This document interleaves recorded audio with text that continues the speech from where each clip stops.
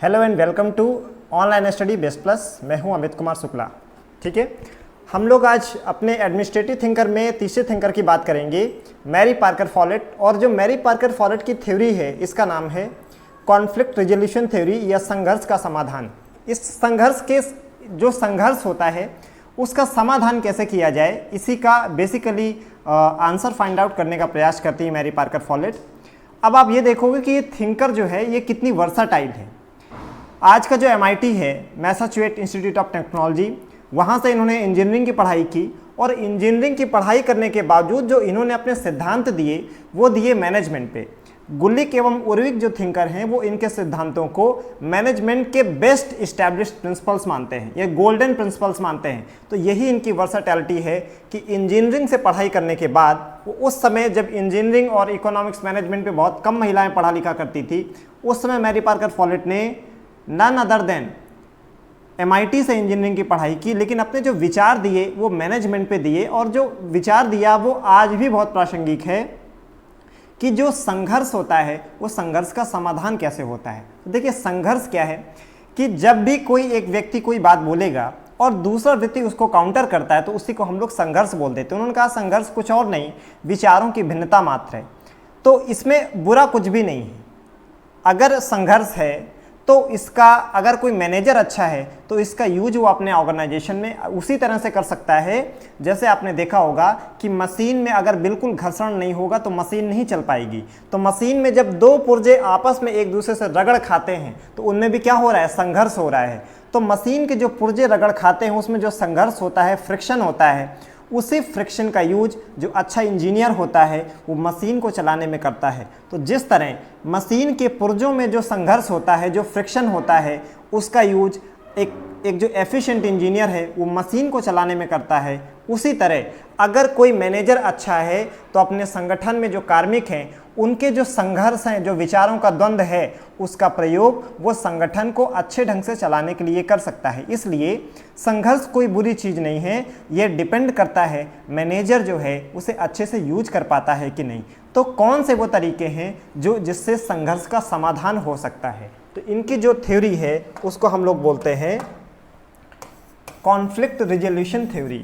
Conflict resolution theory. आखिर संघर्ष का समाधान कैसे हो, ये बहुत प्रासंगिक है। चाहे आप इसे बॉर्डर टेंशन जो है इंडिया चाइना के बीच में उस पॉइंट ऑफ व्यू से देखें, चाहे आप अफगानिस्तान में जो अमेरिकी सेना की वापसी के बाद जो स्थितियाँ उपजी हैं उसके बाद देखें, या आप म्यांमार में आप रोहिंग्या क्राइसिस जो है उसके बारे में देखें, या वेस्टर्न यूरोपियन कंट्रीज़ और रूस को लेकर जो हमेशा तनातनी रहती है, या चाइना और US को लेकर तनातनी रहती है, उसके बीच में देखें तो संघर्ष अवश्यंभावी है, इनएविटेबल है, ये तो होके रहेगा। बात ये है कि संघर्ष का समाधान कैसे किया जाए। तो मैरी पार्कर फॉलेट जो है इनकी थ्योरी का नाम है संघर्ष का समाधान।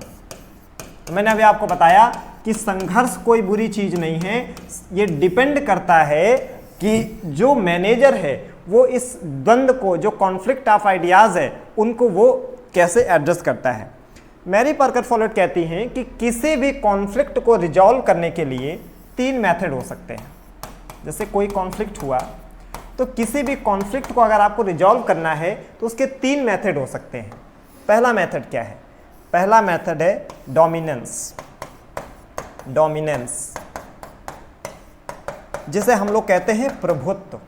डोमिनेंस को क्या कहते हैं? प्रभुत्व। और जो दूसरा मेथड है उसे हम लोग बोलते हैं कंप्रोमाइज, समझौता। जो दूसरा मेथड है वो कंप्रोमाइज है। और जो तीसरा मेथड है वो इंटीग्रेशन है। वो क्या है? इंटीग्रेशन है, एकीकरण है। तो किसी भी संघर्ष को, चाहे आपके व्यक्तिगत जीवन में हो, चाहे किसी संगठन में हो या देश में हो, जो कॉन्फ्लिक्ट होता है उसको रिजॉल्व करने के 3 ही मेथड हैं। या तो प्रभुत्व का तरीका हो सकता है, या वो समझौते का तरीका हो सकता है, या वो एकीकरण का तरीका हो सकता है। प्रभुत्व में क्या होता है कि जैसे 2 पक्षों के बीच में किसी बात को लेकर द्वंद्व हुआ, एक पक्ष बहुत मजबूत है और जो दूसरा पक्ष है वो कमज़ोर है, तो ये मजबूत पक्ष क्या करता है, मजबूती कैसे आ सकती है, वो धन बल के कारण हो सकती है, वो बाहुबल के कारण हो सकती है, वो तकनीकी में आगे ज़्यादा है इस वजह से हो सकती है। तो किसी भी कारणों से अगर दो पक्ष में से एक पक्ष ज़्यादा मजबूत है तो वो अपने इस प्रभाव की वजह से दूसरे पक्ष को दबा देता है और ऐसा लगता है कि संघर्ष जो था वो तो खत्म हो गया, संघर्ष का समाधान हो गया। तो ध्यान रखना, ये जो प्रभुत्व का तरीका होता है, डोमिनेंस का तरीका होता है, इसमें एक्चुअली में होता क्या है, इसमें होता ये है एक पक्ष दूसरे पक्ष को इतना दबा देता है कि ऐसा लगता है कि संघर्ष का समाधान हो गया, लेकिन संघर्ष का समाधान होता नहीं है, इसमें संघर्ष गायब हो जाता है। जैसे आपने देखा होगा कि जब तक अमेरिकी सेना अफगानिस्तान में मौजूद थी तब तक लग रहा था कि अफगानिस्तान में स्थितियां सामान्य हैं। स्थितियां एक्चुअली सामान्य नहीं थी। अमेरिकी फौज, उनकी एफिशिएंसी, उनकी टेक्नोलॉजी, उनके ड्रोन, इसकी वजह से ये जो अफगान लड़ाके हैं, ये जो तालिबानी हैं, इन्होंने क्या कर दिया था, उस डर के कारण अपनी इस तरह की गतिविधियां जो आज कर रहे हैं वो नहीं कर रहे थे। तो क्या हुआ इसमें, प्रभुत्व में आपने क्या देखा, जब एक पक्ष बहुत मजबूत होता है तो दूसरे पक्ष को दबा देता है। हमें देखने में क्या लगता है कि संघर्ष का समाधान हो गया। संघर्ष का समाधान तो तब होता है जब संघर्ष खत्म हो जाए, लेकिन इस तरीके में संघर्ष नहीं खत्म होता है, संघर्ष गायब हो जाता है। लेकिन अगर गायब हुआ है, खत्म नहीं हुआ है, तो जो हारा हुआ पक्ष है जब भी वो स्ट्रेंथ गेन करेगा, जब भी उसे मौका मिलेगा, वो प्रतिकार करेगा। चाहे आप अफगानिस्तान में स्थितियां देखें, चाहे आप 2011 के आसपास जो अरब स्प्रिंग का टाइम है, जिसमें आपने देखा होगा कि मिडिल ईस्ट के बहुत सारे देशों में क्रांतियां हुई, चाहे वो ट्यूनीशिया हो, चाहे लीबिया हो, चाहे मिस्र हो, यहाँ पे जो आपने क्रांतियां देखी जिसे हम लोग अरब स्प्रिंग कहते हैं। तो अरब स्प्रिंग में क्या हुआ था आइडियली कि वहाँ की जनता को इतना दबा के रखा गया था, धीरे धीरे वो हताशा, कुंठा उनके दिल में घर करती जाती है, और जब वो देखते हैं कि अब उचित माहौल है, हमारी स्थितियाँ हमारे अनुकूल हैं, वो प्रतिकार करते हैं।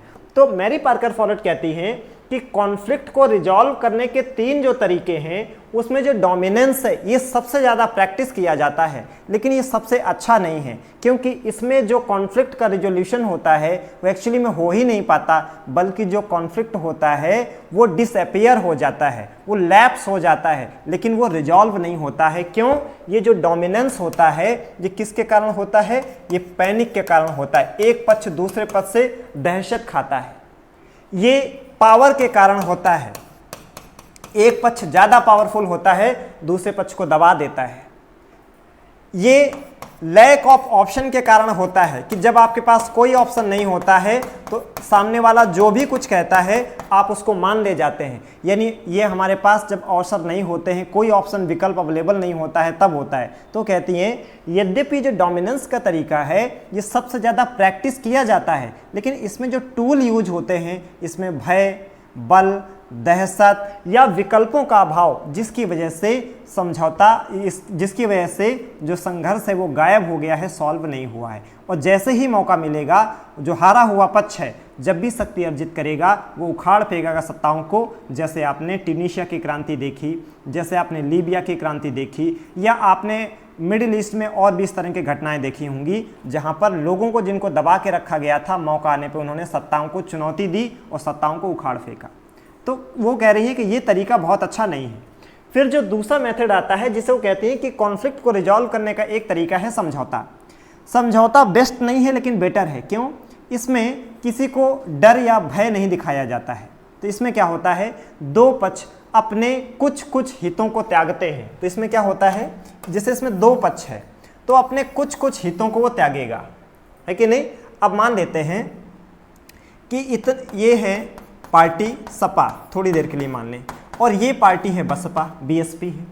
आइडियली इनमें कंट्राडिक्शन रहता है, लेकिन इन्होंने देखा कि हमारे बीच जो संघर्ष है उसका फ़ायदा एक तीसरा पक्ष उठा के ले जाता है। तो उन्होंने क्या किया, उन्होंने कहा कुछ हित हम अपने त्याग देते हैं, कुछ जगह आप कॉम्प्रोमाइज़ कर लीजिए और जो हमारे बीच का संघर्ष है इसका समाधान कर लें।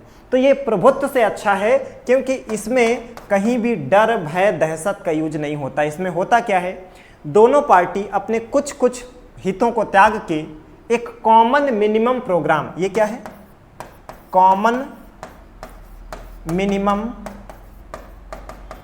प्रोग्राम बनाते हैं। उस कॉमन मिनिमम प्रोग्राम के तहत वो अपने हितों को कुछ कुछ त्यागेंगे और एक ऐसा पॉइंट होगा जहां पे दोनों जाके एग्री कर जाते हैं और समझौता हो जाता है, संघर्ष का समाधान हो जाता है। लेकिन इसमें क्या है, जब भी मौका मिलेगा, जैसे ही अपॉर्चुनिटी मिलेगी, इन्होंने जो हित अपने त्यागे थे, इनको लगेगा कि ये अपने हितों को वापस पाने का आइडियल टाइम है, उसी समय समझौता समाप्त हो जाता है। और बहुत परफेक्ट एग्जांपल होगा 2019 का लोकसभा इलेक्शन, जिसको सपा और बसपा ने साथ मिलकर लड़ा था, और जैसे ही चुनाव के परिणाम आए जिसमें सपा की सीटें नहीं बढ़ी बल्कि एक घट गई, जबकि बीएसपी 0 से 10 में पहुंच गई। बीएसपी ने देखा अब हमें सपा की और ज़्यादा ज़रूरत नहीं है और उन्होंने गठबंधन से खुद को अलग कर लिया। तो इसमें क्या है कि प्रभुत्व से तो अच्छा है, क्योंकि डर भय बल दिखा के कोई संघर्ष का समाधान नहीं हुआ, लेकिन ये है इसमें मौका परस्ती होती है। जैसे ही मौका मिलेगा अपने खोए हुए अवसर को पाने का, समझौता टूट जाता है। इसलिए ये भी कोई बहुत अच्छा तरीका नहीं है, लेकिन फिर भी प्रभुत्व से अच्छा है। तीसरा जो तरीका है वो कहती है कि सबसे कम व्यवहार में जो लाया जाता है वो इंटीग्रेशन है, जिसे हम लोग एकीकरण कहते हैं। वो कहती हैं ये बेस्ट तरीका है, अगर इसको पा लिया जाए तो संघर्ष हमेशा हमेशा के लिए समाप्त हो जाता है, ठीक है ना।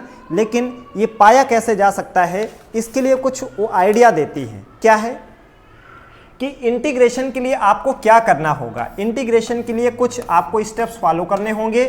अगर वो स्टेप्स आप फॉलो कर लेते हैं तो इंटीग्रेशन हो गया, और एक बार इंटीग्रेशन अगर हो गया तो हमेशा हमेशा के लिए समस्या का समाधान हो जाएगा। लेकिन क्या चरण है, पहले चीज़, जब दो पक्ष किसी बात को लेके एक दूसरे से संघर्ष करते हैं, कॉन्फ्लिक्ट होता है उनके बीच में, तो एक्चुअली ये होता है कि समस्या का सही निर्धारण ही नहीं होता है। आपके लिए समस्या कुछ और है, मेरे लिए समस्या कुछ और है, तो पहला काम ये करें, हम क्यों ना बैठ के ये तय कर लें एक्चुअली समस्या क्या है। तो पहला काम क्या है, वास्तविक समस्या का निर्धारण। पहला काम क्या हो गया, fixing of the problem. Fixing of the problem, पहले समस्या का निर्धारण करें, ये पहला स्टेप कर लें। दूसरा स्टेप क्या करें, अगर कोई समस्या ऐसी है जो काफ़ी ज़्यादा कॉम्प्लिकेटेड है, तो उसमें होता क्या है कि जब किसी आप एक बड़े इश्यू को रिजॉल्व करते हैं तो सोचते ये हैं कि इसको क्यों ना हम छोटे छोटे हिस्सों में बांट लें, कि चलो हम एक बड़ा कोई ऑर्गेनाइजेशन बनाने का सोच रहे हैं, तो उसमें टेक्निकल प्रॉब्लम्स क्या हो सकती हैं, फाइनेंशियल प्रॉब्लम्स क्या हो सकती हैं, मैनेजरियल प्रॉब्लम्स क्या हो सकती हैं, क्या कुछ लोग ऐसे हमसे जुड़ेंगे संगठन में, उनको लगेगा हम तरक्की करने वाले हैं इसलिए जुड़े, और जैसे ही हमें थोड़ी सी विपत्ति आएगी वो किनारा कर लेंगे, बोलते हैं डूबती हुई नाव में कौन सवार होता है। तो हमें ऐसे भी समस्याओं का सामना करना पड़ेगा जो लोग सिर्फ अपने बेनिफिट के लिए हमारे संगठन से जुड़ेंगे। तो हमें इन सब का क्या करना है, आइडेंटिफिकेशन करना है कि एक ऑर्गेनाइजेशन को रन कराने में हमको किस किस तरह की समस्याएं आ सकती हैं। तो पहला काम क्या करें, फिक्सिंग ऑफ द प्रॉब्लम, समस्या का निर्धारण कर लें। दूसरा काम, डिवाइडिंग प्रॉब्लम इनटू सब कैटेगरीज, समस्या को उपखंडों में बांट लें। पहला काम क्या किया, समस्या का निर्धारण किया, और दूसरा काम किया, समस्या को उपखंडों में बांट लिया। जैसे टेक्निकल प्रॉब्लम्स क्या होंगी, फाइनेंशियल प्रॉब्लम क्या होंगी, मैनेजरियल प्रॉब्लम्स क्या होंगी, पर्सनल प्रॉब्लम्स क्या होंगी, कहीं कुछ लोग हमको ठगने का प्रयास तो नहीं करेंगे, जालसाजी तो नहीं करेंगे। तो पहला काम, समस्या एग्जैक्टली क्या है उसको फिक्स कर लें, समस्या का निर्धारण। फिर समस्या को स्ट्रेटिफाई कर लें, उसका सब डिवीज़न कर लें। तीसरा, प्रत्यक्ष संवाद। तीसरा क्या करें, हम लोग डायरेक्ट डायलॉग करें। होता क्या है कि हम जिसके साथ संघर्ष में होते हैं उसके साथ कोई डायलॉग ही नहीं करते हैं।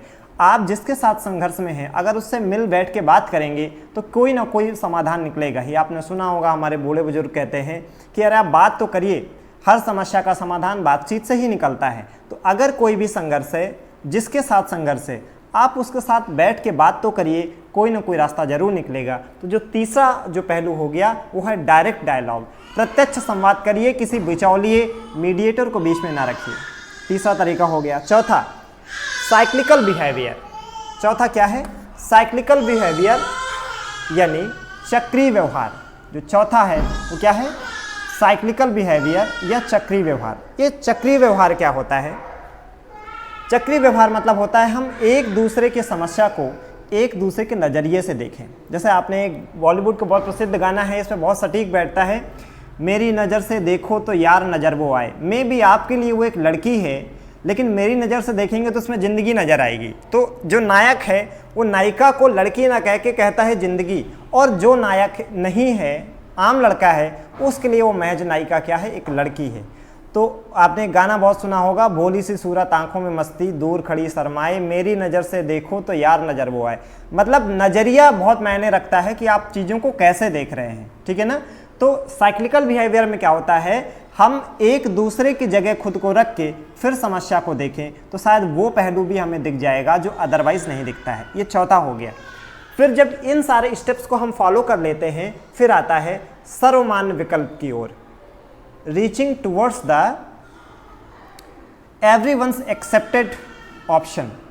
सर्वमान्य विकल्प की ओर हम जाएं कि जब इन सारे स्टेप्स को हम फॉलो कर लेंगे तो हम एक ऐसी स्थिति में पहुंचेंगे जो ऐसा विकल्प हमारे सामने आएगा जो दोनों पक्षों को एग्री करेगा। तो हमने क्या कहा, इंटीग्रेशन में क्या होता है, फिक्सिंग ऑफ द प्रॉब्लम। पहला काम क्या किया, समस्या का निर्धारण किया। दूसरा काम क्या किया, समस्या को उपखंडों में बांटना, sub division of the problem. तीसरा काम हमने क्या किया, तीसरा काम हमने किया कि हमने डायरेक्ट डायलॉग किया, प्रत्यक्ष संवाद स्थापित किया। चौथा काम हमने क्या किया, साइक्लिकल बिहेवियर, चक्री व्यवहार। चक्री व्यवहार का अर्थ क्या होता है, चक्री व्यवहार का अर्थ होता है हम आपके नज़रिए से देखें और आप हमारे नज़रिए से देखें, तो कहीं ना कहीं हम एक दूसरे को लेके पूर्वाग्रह नहीं रखेंगे। और ये सब जब आप चारों स्टेप फॉलो कर लेंगे तो क्या जाएंगे, आप एक यूनिवर्सल ऑप्शन की ओर पहुंचेंगे जो सभी पक्षों को मान्य होगा। तो एक बार अगर हम इन 5 चरणों को फॉलो कर लेते हैं तो इंटीग्रेशन हो जाएगा। और इंटीग्रेशन के द्वारा जिस संघर्ष का समाधान होता है वो संघर्ष कभी दोबारा सतह पे नहीं आएगा, या कम से कम बहुत लंबे समय तक तो नहीं आएगा। उदाहरण के तौर पे आपने देखा होगा कि भारत और बांग्लादेश ने अपना जो भूमि समझौता किया, ठीक है, कि हमारी जो कॉलोनी बांग्लादेश में थी वो हमने बांग्लादेश को दे दी। जो हमने लैंड बाउंड्री एग्रीमेंट किया भारत और बांग्लादेश के साथ में, ये अपने आप में लैंडमार्क डिसीजन है जो आपको शायद कहीं मिलेगा नहीं जल्दी से। रीज़न क्या है, अपनी एक एक इंच ज़मीन के लिए जहाँ पे 2 देश आपस में लड़ने को तैयार हैं, बल्कि चाइना जैसे देश वो बोलते हैं जो हमारा है वो तो हमारा है ही, जो तुम्हारा है उसमें देख लेते हैं क्या बात हो सकती है। इस नज़रिए से काम करते हैं और दूसरों की ज़मीन पे कब्जा करने की उनकी नीयत रहती है। वहीं भारत और बांग्लादेश ने दुनिया के सामने एक उदाहरण दिया कि अगर हम इस तरीके से भी चाहें, एकीकरण के माध्यम से भी संघर्ष का समाधान हो सकता है। तो आप ये देखोगे मैरी पार्कर फॉलेट का जो जन्म है वो तो क्लासिकल दौर में हुआ, जिस समय F.W. टेलर और हेनरी फेयोल अपना जो क्लासिकल थ्योरीज हैं ऑर्गेनाइजेशन की वो दे रहे हैं, लेकिन इनके जो विचार हैं वो एल्टन मेयो वाले टाइप के विचार हैं। इसीलिए कहा जाता है कि इन्होंने जो थ्योरी दी वो समय से बहुत आगे की थी, इसीलिए किसी ने सुना नहीं। इसीलिए कई विचारक इनके थ्योरी को अरुणोदन कहते हैं, मतलब जंगल में आपने आवाज़ लगाई, सुना किसी ने नहीं तो इसका कुछ हुआ नहीं। लेकिन फिर भी हमें मैरी पार्कर फॉलेट को इस बात का क्रेडिट ये देना चाहिए कि उन्होंने संघर्ष समाधान के बारे में जो बोला वो तब भी उतना ही प्रासंगिक था और आज भी उतना ही प्रासंगिक है। और इनकी वर्सेटैलिटी देखिए, संघर्ष समाधान के लिए उन्होंने बेस्ट आपको तरीके तो बताए ही, फिर उन्होंने कुछ बातें अथॉरिटी को लेके भी कही, उन्होंने कुछ बातें अथॉरिटी को लेकर भी कही, प्राधिकार को लेके भी उनका कहना था। उनका ये कहना था कि ये धारणा गलत है कि जो अथॉरिटी होती है एकमात्र शीर्ष पर केंद्रित होती है, जो प्राधिकार होता है एकमात्र टॉप पे सेंटर्ड होता है, ये सही नहीं है। किसी भी संगठन में कोई किसी के ऊपर या कोई किसी के नीचे काम नहीं करता, बल्कि वो संगठन के लिए काम करते हैं। तो आप जहाँ भी जिस भी ऑफिस में काम कर रहे हैं, अपने पोटेंशियल और कैपेसिटी के अकॉर्डिंग आप अपना कंट्रीब्यूशन दे रहे हैं। आपका जो बॉस है वो अपने पोटेंशियल और अपने कैपेसिटी के अकॉर्डिंग अपना कंट्रीब्यूशन दे रहा है। तो हम दोनों में कोई अंतर नहीं है, हमारे कोई ऊपर नहीं है, हम किसी के नीचे नहीं हैं, बल्कि ये कहना ज़्यादा अच्छा होगा कि हम दोनों का उद्देश्य संगठन के लिए काम करना है। तो पहली चीज़ उन्होंने कहा कि ये धारणा गलत है कि प्राधिकार शीर्ष पर केंद्रित होता है और जो नीचे वाले होते हैं उनको तो बस काम करना होता है। ऑर्डर कौन देता है, हमेशा जो ऑर्डर देगा वो बॉस देगा, ऐसा नहीं है। प्राधिकार सब में होता है, अपनी हैसियत के अकॉर्डिंग सारे लोग काम करते हैं। दूसरा इन्होंने कहा, पावर के बारे में भी बहुत इंपॉर्टेंट चीज़ कही। पावर के बारे में इनका कहना था कि जो पावर होता है वो 2 तरीके से डिवाइड हो सकता है। एक को बोलते हैं हम लोग पावर ओवर और एक होता है पावर विद। पावर ओवर का अर्थ होता है किसी के ऊपर सत्ता का प्रयोग, किसी के ऊपर सत्ता का प्रयोग, किसी के ऊपर सत्ता का प्रयोग, और ये हो गया साथ मिलकर सत्ता का प्रयोग, साथ मिलकर सत्ता का प्रयोग। तो उन्होंने कहा कि जो ऑर्गेनाइजेशन में पावर ओवर नहीं होना चाहिए बल्कि पावर विद होना चाहिए, यानी जो सत्ता का प्रयोग करें वो लोगों के साथ मिलकर करें बल्कि सत्ता का प्रयोग लोगों के ऊपर ना करें, यानी जो भी आपका पावर है उसको लोगों के बीच में यूज करें, लोगों के ऊपर सत्ता ना डालें। तो अथॉरिटी एंड पावर को लेकर इनके जो आइडिया हैं वो भी बहुत इंपॉर्टेंट है, ठीक है ना। और एक चीज़ उन्होंने बात कही है कि जो भी व्यक्ति को आप अथॉरिटी दे रहे हैं तो अथॉरिटी देने से पहले ये चेक कर लें वो अथॉरिटी को होल्ड करने लायक भी है कि नहीं, कि अगर आप किसी गैर जिम्मेदार व्यक्ति को बहुत अथॉरिटी दे देंगे तो क्या करेगा, अपने अथॉरिटी का मिसयूज करेगा। तो उन्होंने कहा किसी को अथॉरिटी देने से पहले ये इंश्योर कर लेना चाहिए जिस व्यक्ति को अथॉरिटी दी गई वो उसके लायक भी है कि नहीं, ठीक है। अदरवाइज वो इंसान डिक्टेटर हो सकता है और ऑर्गेनाइजेशन सही से फंक्शन नहीं कर पाएगा। तो अथॉरिटी दो लेकिन इसके पहले चेक कर लो कि क्या वो अथॉरिटी को होल्ड करने लायक है भी कि नहीं है, ठीक है। तो ये वो कुछ बातें हैं जो हमें मैरी पार्कर फॉलेट बताती हैं कि संघर्ष कोई बुरी चीज़ नहीं है, संघर्ष अवश्यंभावी है, ये होके रहेगा। करना क्या है, जैसे एक एफिशिएंट इंजीनियर मशीन के पुर्जों में होने वाले संघर्ष अर्थात फ्रिक्शन का यूज मशीन को रन कराने में करता है, वैसे ही जो एक अच्छा प्रबंधक मैनेजर होता है वो अपने एम्प्लॉयज़ के जो कॉन्फ्लिक्ट होते हैं उन कॉन्फ्लिक्ट का यूज अपने ऑर्गेनाइजेशन को अच्छे ढंग से चलाने में कर सकता है, बशर्ते कि जो मैनेजर हो वो कैसा होना चाहिए, एफिशिएंट होना चाहिए। फिर संघर्ष के समाधान के कौन कौन से तरीके हो सकते हैं, तो एक उसमें प्रभुत्व है, एक समझौता है, एक एकीकरण है। बेस्ट तरीका क्या है, एकीकरण है। कैसे एकीकरण कैसे हो सकता है, अगर इन 5 स्टेप्स को फॉलो किया जाए। तो यही हम मैरी पार्कर फॉलेट से सीख सकते हैं कि संघर्ष ना हो इस बात की कामना नहीं करनी चाहिए, बल्कि कामना इस चीज़ की करनी चाहिए संघर्ष हो, जरूर हो, और हम उससे कुछ नई बातें सीखें और संघर्ष का समाधान एकीकरण से करें। तो अगर एकीकरण के द्वारा अफगानिस्तान की समस्या का अंत होता तो शायद जिस तरह हम तालिबान का फिर से उभार देख रहे हैं ये उभार नहीं होता। जिस तरह आप अमेरिका और चाइना के बीच में टसल देखते हैं तो हमने देखा कि इनके बीच के जो पहले जो भी मसले रहे हैं उनका जो समाधान है वो इंटीग्रेशन के द्वारा नहीं हुआ, जब कोई ज़्यादा पावरफुल था उसने दबाया।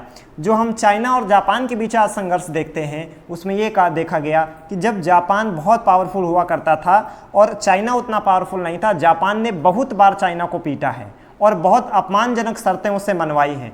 आज वो चाइना का समय है। तो मैंने क्या कहा, प्रभुत्व के द्वारा जब आप किसी संघर्ष का समाधान करोगे तो सामने वाला क्या होता है, चलो मेरे पास आज सत्ता नहीं है, मैं ये मान जाता हूँ, लेकिन वक्त आएगा तो मैं बताऊंगा। तो यही हो रहा है। आज आप चाइना को देखते हो, क्या है वो जापान को अभी परमाणु हमले तक की धमकी दे रहा है। रीज़न क्या है, जो भी चाइना और जापान के बीच संघर्ष हुए उसमें एक वक्त था जब जापान ने अपने दम, अपने पावर का यूज करके चाइना को दबा दिया था।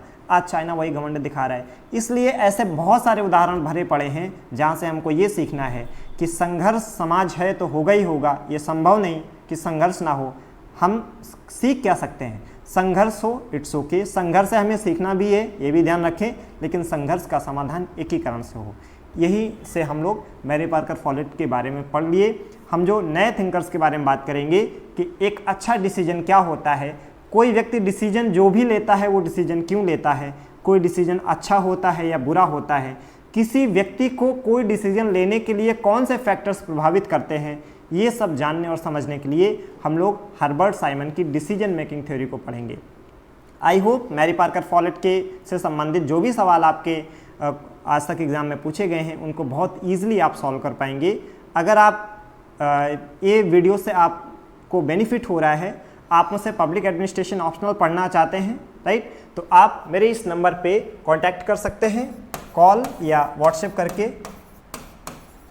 और आप हमसे पब्लिक एडमिनिस्ट्रेशन बहुत आसान शब्दों में, बहुत आसान भाषा में पढ़ सकते हैं। ठीक है, मेरा नंबर है 6386137878। इस नंबर पे कॉल या व्हाट्सएप करके आप पब्लिक एडमिनिस्ट्रेशन पढ़ सकते हैं। सो आप अपना ख्याल रखें, पढ़ते रहें। Thank you so much.